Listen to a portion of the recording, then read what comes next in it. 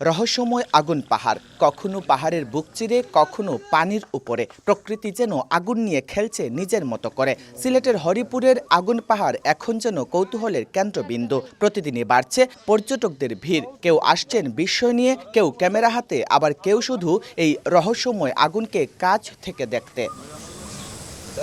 শুধু পাহাড়ই নয়, পাশের পুকুরেও দেখা মিলছে অদ্ভুত এক দৃশ্য।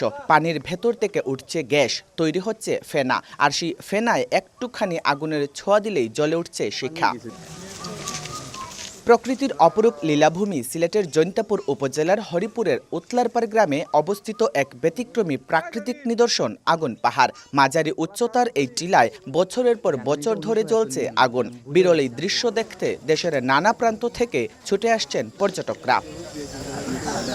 স্থানীয়দের মতে ১৯৫৫ সালে এখানে দেশের প্রথম গ্যাসের সন্ধান পাওয়া যায়। পাকিস্তান পেট্রোলিয়াম লিমিটেড গ্যাস উত্তোলনের জন্য খনন কাজ শুরু করেছিল, কিন্তু গ্যাসের অতিরিক্ত উচ্চ চাপের কারণে ভয়াবহ বিস্ফোরণ ঘটে। বিস্ফোরণের তীব্রতায় অনুসন্ধান কাজে ব্যবহৃত সব যন্ত্রপাতি মাটির নিচে তলিয়ে যায় এবং ভূমিধসে সেখানে একটি পুকুরের সৃষ্টি হয়। সেই থেকেই পুকুরের পানিতে সর্বদা বুদবুদ দেখা যায় এবং আগুন ধরালে তাতে আগুন লেগে যায়।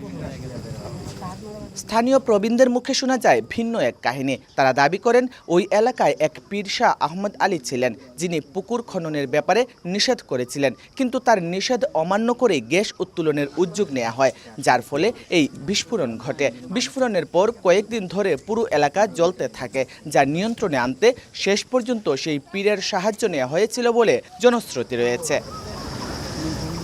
এই বিস্ময়কর প্রাকৃতিক ঘটনা দেখতে প্রতিদিন শত শত পর্যটক উতলারপাড়ে ভিড় করছেন। কেউ আগুনের দৃশ্য উপভোগ করেন, আবার কেউ পানিতে দেশলাই দিয়ে আগুন ধরানোর চেষ্টা করেন। অনেকে গ্যাসের ফাটল থেকে আগুন জ্বলে দেখে আনন্দ পান, কিন্তু এই পুরো এলাকা কোনো ধরনের নিরাপত্তা বেষ্টনী ছাড়াই উন্মুক্ত রয়েছে। আগত পর্যটকদের অনেকে অবাক হন এই রহস্য দেখে।